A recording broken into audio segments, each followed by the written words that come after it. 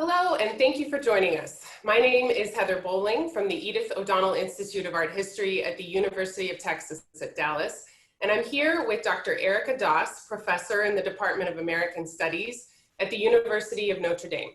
Our interview today is the first in a multi-part series titled Falling and Rising: Public Monuments and Cultural Heritage in a Time of Protest. Through a series of interviews with art historians, artists, and archaeologists that work across cultures and disciplines, we hope to examine the current cultural moment of renewed attention to the role of public art. With a particular interest and focus on material culture and art history, our hope is that these conversations will add to the ongoing discussions happening more broadly in communities around the world. We're honored to have Professor Doss here with us today. Her accomplishments, accolades, and publications are too lengthy to mention in full here, but highlights include several Fulbright Awards and fellowships, including the Stanford Humanities Center, the Georgia O'Keeffe Museum Research Center, and the Smithsonian American Art Museum. Her wide-ranging interests in American art and visual culture are reflected in the breadth of her publications, including Spirit Poles and Flying Pigs, Public Art and Cultural Democracy in American Communities, The Emotional Life of Contemporary Public Memorials Towards a Theory of Temporary Memorials, and my favorite, Memorial Mania: Public Feeling in America, published in 2010. Thanks for joining us. Pleasure to be here. Thank you for inviting me. First, can you give us an overview of some of the big issues you touched on in Memorial Mania and speak to what has changed in terms of the notion of public feeling and public art in America since its publication in 2010? Sure. So I wrote Memorial Mania because I've actually been writing about public art and particularly public response for several decades now. And after writing Spirit Poles and talking about the culture wars in the 1980s, Spirit Poles came out in the mid-90s, I realized that there was an uptick in both memorial making and, as I've always written, about memorial conversations. And it's always surprising to me that given what we do in America, what we think about, the things that really concern us, people are deeply engaged in public culture.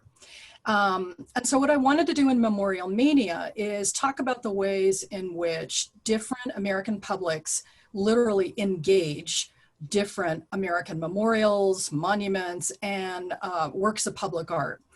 And by engage, what I wanted to talk about was public feeling, or literally the sorts of emotions or affective conditions that people have when thinking about or talking about memorials or making them and responding to them. So I shaped each chapter around what I found to be some of the more resonant emotional states, from grief to gratitude, the thanksgiving that so many Americans have regarding war memorials and the monumentalization of American military, to anger. And as I finished the book, which ended with a discussion of anger, I realized there is a lot of anger, obviously, in the United States.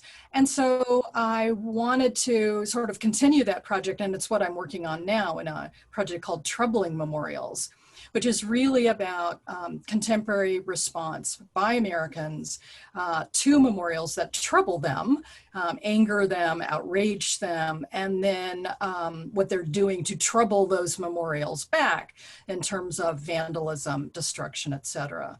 So there seems to have been, there is a very active response on the part of the American public in recent years. But one thing I also want to point out is we've done this throughout our history. You know, we've been tearing memorials down literally since the 1770s. You know, in 1776, patriots gather for a reading of the Declaration of Independence on July 9 in Manhattan and Bowling Green, and they tear down a statue of King George III. So these moments continue. There may seem to be an uptick in those moments today, and I think that tells us a lot about the issues and the troubles that we face as a nation and as a people. I was particularly struck by the anger chapter as I looked back at this book, that it had been a few years, and it seems more relevant than ever. And you mentioned in Mania and in the chapter about anger, you did specifically mention defacement as a form of artistic agency. Can you speak a little bit more about that and how you see it playing out right now in the Sure. So the anger chapter focuses especially on the cutting off of the right foot of a statue of a Spanish conquistador who came up from Mexico with several hundred fathers and soldiers to what is essentially Santa Fe today. And his name is Juan de Oñate, and in doing so, and sort of creating this royal road from Mexico all the way up through New Mexico, he encountered troubles with Native Americans. And not only were there horrible wars and skirmishes, but there was the brutalization of captured Native American warriors in the form of cutting off their right foot. So when the Hispanic Cultural Center in a small town in the middle of New Mexico decided to put up a statue of Oñate, there was some protest against that. In the dead of night, one night, people cut off the right foot of the statue. And I use this story to sort of talk about the defacement and vandalism of public art that some publics deem upsetting, troubling, simply not in sync with the values that they hold about what the nation is or what the nation's historical past is or should be. So yeah, defacement and vandalism, what I call cultural vandalism in particular, and I make big distinctions between cultural vandalism and the simple vandalism of like getting drunk and throwing a beer bottle against a window of a store. That's just garbage. Cultural vandalism is the willful, conscious act of defacing, vandalizing some sort of public art, public space, public memorial or monument because of the symbolic capital that it represents. And by symbolic capital, what we mean is, the ideas and values it represents, which may be out of sync with the values held by the publics that live with that statue or memorial or monument. Some anthropologists and historians see this as audience agency, and they talk about it on celebratory terms almost. And I think that's something to think about, although property destruction in America does not hold the same sort of legal respect or legal rights as free expression, for example. So some legal historians are talking about semiotic disobedience in terms of cultural vandalism. And I think that's an interesting thing to pursue. But we also need to be very careful in understanding that the destruction of property can also be a pre-step to the destruction of people. And here I think about Kristallnacht. The Nazis destroyed Jewish books, Jewish synagogues, and then destroyed Jewish people. So we have to be very careful about an understanding of the destruction of property as a precursor or a parallel to the destruction of an entire people. And I'm very aware of that. And you've mentioned a few times, and you talk about this a lot in your book, about the notion of different publics. Can you speak a little more about that? Sure. And I think this is at the core of so much of the public art that is troubling that exists in the United States today.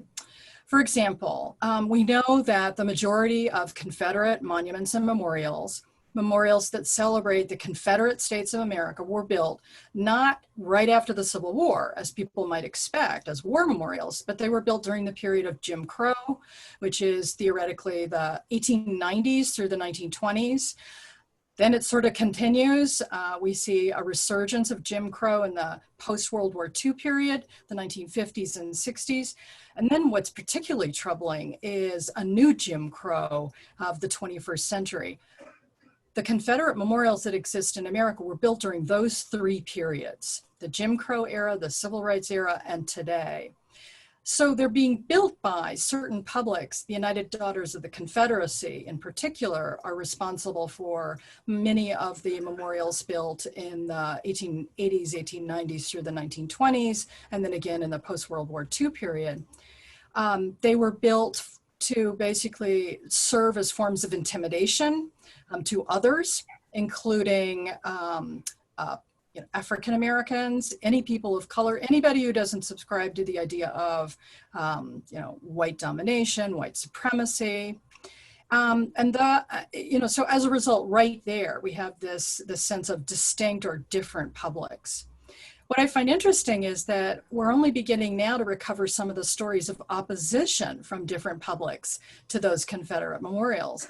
For example, a statue to Calhoun, John Calhoun, was established in South Carolina, Charleston, South Carolina in the 1880s. There was immediate opposition from the Black publics of that city, to the degree that they had to take that memorial down and put up another one on an even higher pedestal that couldn't be targeted with rotten fruit and tar, etc. So, immediately we have this understanding of different publics in opposition to one another.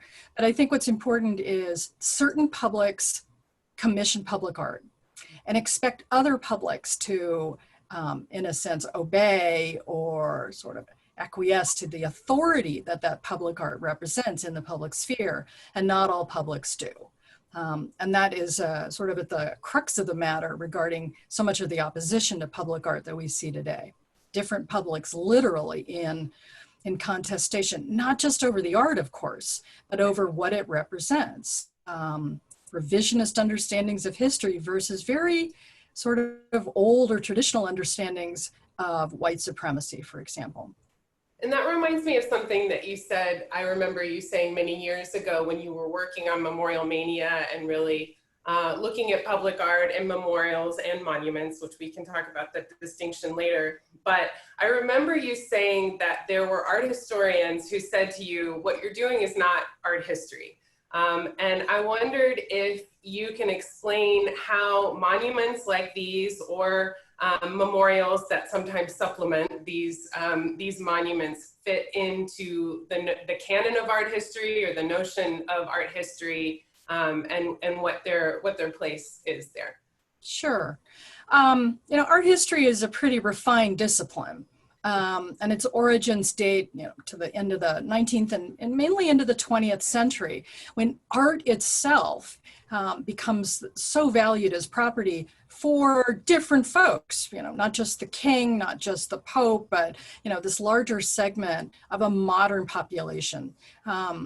And so art history is very much a part of the changing status of art, galleries, auctions, press reviews, etc.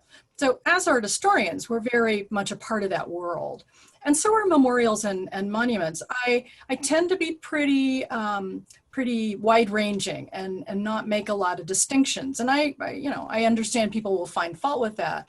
And I don't make a lot of distinctions between public art, memorials, and monuments. I am interested in the art in the public sphere. I am interested in public response. And that can be public response to Richard Serra's Tilted Arc as much as it is a public response to the Robert E. Lee Monument that is still on Monument Avenue in Richmond, Virginia, although the other Confederate monuments at this point have been taken down. So I guess I could categorize myself as a cultural historian, because what I'm most interested in, again, is I'm fascinated with how things, material and visual culture, are of interest to Americans and have been for a long period of time.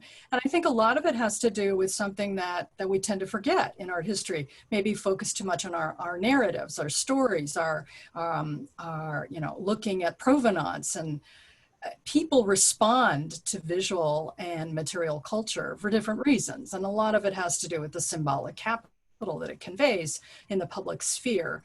So I think what I do is valid. I'm interested in how people respond to the stuff in their midst, and particularly in a democratic republic like ours, feel in their response, wait a minute, that's not my America, or I didn't have a say, or where am I represented in this narrative? So, and I guess what I'm asking is, do these Confederate monuments have value as art objects? Yeah. I think that the better question is, does the art value supersede the cultural and and political or social value. And it might, okay, some of the financial terms here are probably going to be, oh my God, that's worth a lot of money and it's going to cost a lot of money to take down. But I am always going to veer towards the onus, the historical onus, the political and social burden that these objects and images have for us as Americans. And I think that to make those kinds of distinctions between, oh, we have to protect it because it's art, is to deny the fact of its symbolic capital, its incredible power in terms of shaping and directing public opinion or attitudes. I mean, think about it. Walking under the Robert E. Lee statue in Richmond, as a Black person, you are told, I am about white power and you are not important. Are those the kind of values we want to uphold in this country? I don't care if it's a work of art or you know, something else that isn't deemed a work of art. Those are the important questions to me. I agree with that. So what do we do with this stuff then? That's my big. That's such a good question. And you know, I think that, I mean, I want to point out that I think that there's also a big difference between the Robert E. Lee statue in public space in Richmond on Monument Avenue and some of the problems that are now, you know, that we're facing in the country over the representation of certain figures in New Deal post office murals, which is something that the General Service Administration, the GSA, because they are the care, you know, that they take care, they are the carekeepers of this material. They're getting requests from publics and from others saying, I don't want to look at those images. I don't want to be near those images. This is interesting because some of those images are in fact depicting the slaves, the way in which Native Americans were treated, the devastation of workers. You know, we have to come to some sort of, you know, conscious local, usually, decisions about what are we going to put up with in our public sphere. So I just want to point out, I think there's big differences. There are many, many different ways of looking at these troubling memorials and these, you know, worrisome works of art. So what do we do with them? You know, I've talked to people over the years, and even as many as 4 years ago, I remember talking with someone who said, well, the way to solve the Lee Memorial on Monument Avenue is to turn it upside down and to turn it into a Dada art practice. And I said, you know, for art historians and for those of us in the art world, that's a great joke, okay? But for the people who still have to walk under that statue, you're not destroying or getting rid of or even challenging the idea of the white supremacy that it embodies, okay? So, you know, irony, camp, turning things upside down, Dada, that's not going to work with some things. Might work with others. Some people have suggested, well, we need to do more signage. We just put up a bunch of text panels. They tried that. They tried that with some Confederate memorials in Baltimore. They tried it with the Pioneer Memorial in San Francisco. I don't know in this day and age if Americans still read, okay? I mean, the fact of the matter is the Lee Monument on Monument Avenue is immense. And putting up a little plaque with maybe 150 sound bites, you know, text bites, it doesn't do anything to counter the weight, the power of that memorial. Okay, so we take them down. What do we do with them when we take them down? And it's interesting to follow where they've gone in so many cities, Baltimore, Dallas, Atlanta, et cetera. They're going to undisclosed locations outside the city because mayors and city councils are terrified of them becoming kind of like Hitler's bunker, you know, sites of right-wing rallies or something like that. I think there are many things that we can do. First of all, we should remember we don't save everything in America. We often melt things down. So, for example, one of my favorite stories, in addition to the taking down of the King George III Memorial in New York, was that it was melted down and they turned that lead monument into bullets that were used by the Continental Army. Another example is there was this gigantic statue of Columbus that was made in Chicago for the 1893 World's Fair, the Columbian Exposition. People hated it. In 1897, it was taken down. It was sort of dumped in a park. And then when McKinley was murdered, it was melted down and turned into a McKinley statue. Okay, so I think we need to remember we repurpose a lot in America. So we took down a statue of Columbus, turned it into a McKinley statue. There's nothing to say that we can't do the same with repurposing memorials such as the Lee Monument, turning them into something different. I think we can also think about the concept of a disgraced memorial park. Mm-hmm. And by this, I don't mean a curated museum. In fact, I mean quite the opposite. And in Eastern Europe and former Soviet Union, a lot of Lenin and Stalin and all sorts of other Soviet figureheads were taken down and dumped. And there are a couple different parks that were created. And their dumping is important. They were on their sides, they were chipped, they were broken, there was no text. They were not curated. And people went then and recognized the failure that they represent, not the symbolic capital of triumph, but the failure, the shame, the humility that they represent. Interestingly, in the 20, 30 years since this happened, some of them have become curated. And these new kinds of museums have been formed in which there's almost a rehabilitation of this material. And text panels have been added and curators are there. And, they've been turned into almost kitschy nostalgia theme parks for the former Soviet Union. I think we have to be really careful about that. I think we need to be really careful. It's one of the reasons the Germans are sort of the global leaders on this front. They didn't turn Hitler's bunker into even a site to visit. They destroyed it. It is not marked. People know where it is, but if you actually deign to ask a tour guide in Berlin, let's go see Hitler's bunker, they stare at you and they say that's inappropriate and we don't honor that figure. Mm-hmm. I think that's something to think about. Dumping grounds are, we've seen them all over the world. There are dumping grounds for example, 19th century colonial statues in India. I just came across a dumping ground in Taiwan for statues of Chiang Kai-shek. I mean, we wouldn't be the leaders on this. There are examples to consider. So in light of multiple publics, multiple points of view, a problematic history in American history, how should the American public experience these publics' stories historically through public art? What should go in place of all of these removed monuments? I think that's a great example, and it's such an art historical sort of inquiry. If something goes down, we need to replace it, right? Oh my God, the pedestal is empty. We need to put something on it. I think we first need to start talking about the pedestal, okay? Do we necessarily need to replace the ruined? No. Let's have some conversations first.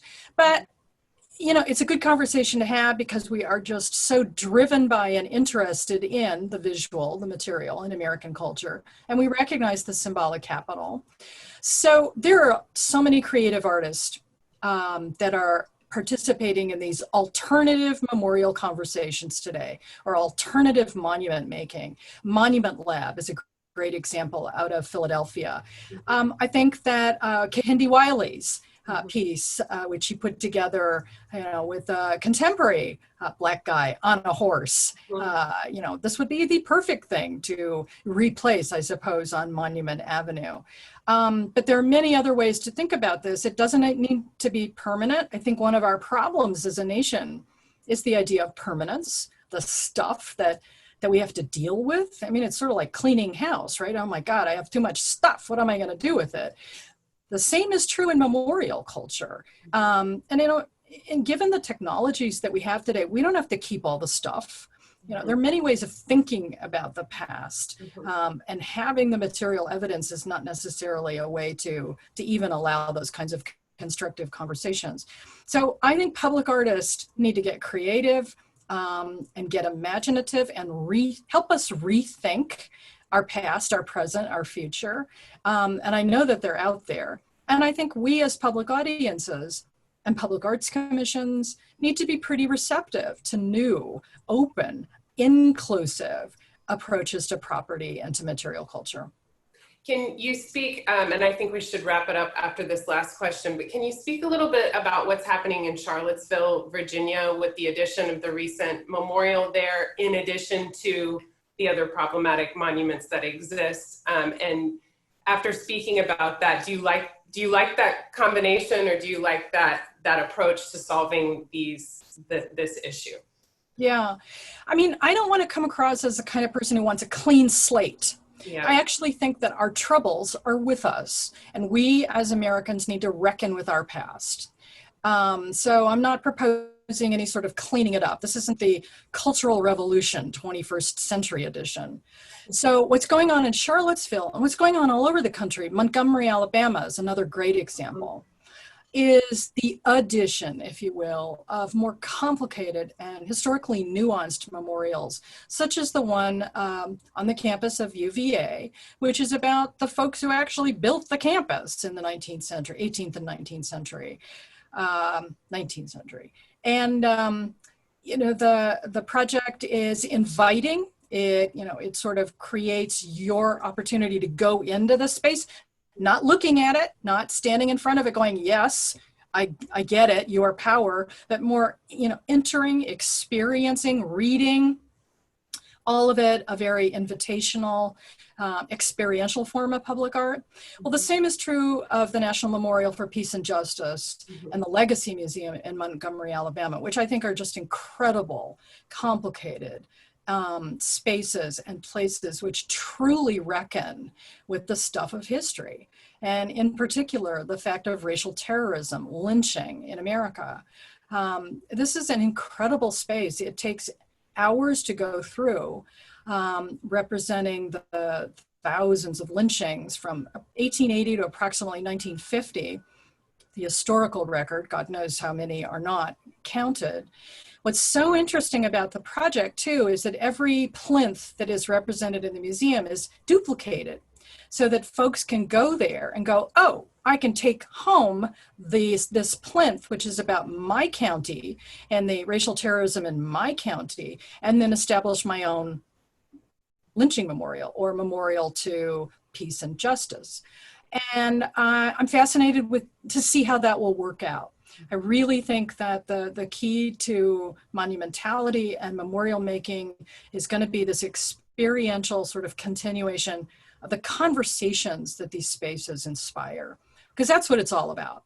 Yeah. We don't want to put up stuff that we go, what? I didn't even see that, right? People talk about the invisibility of monuments, and they're in our midst. They should always be prompts to a conversation. We should recognize them, we should think about them, we should debate them. In some cases, we'll need to take them down. And that's maybe why the temporary aspect, what they do at the fourth plinth in London is so interesting. So maybe we need to be thinking about all of those issues as we rethink American history. Thank you. Thank you so much for your time and for joining us today. And for everyone who joined us from home, please tune in. Throughout the course of the semester, we will have more interviews, and we'll be posting them as we have them. But thanks again to Professor Erika Doss. We loved having you. Thank you, Heather.